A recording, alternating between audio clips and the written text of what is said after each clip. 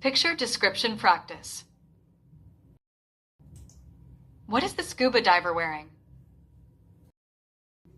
The scuba diver is wearing a full black diving suit that covers the whole body. The suit fits closely to protect the diver underwater. The diver has on a blue diving mask that covers the eyes and nose. Attached to the mask is a breathing mouthpiece connected to an oxygen tank. On the back, the diver is carrying a yellow oxygen cylinder secured with black straps. The diver is also wearing blue swimming fins on the feet, which help in moving easily through the water. Small air bubbles are coming out as the diver breathes through the equipment.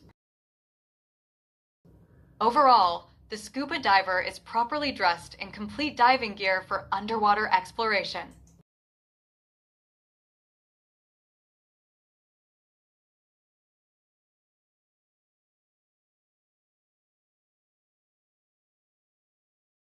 Thank you for watching the video. Please like, share, and subscribe for more educational content.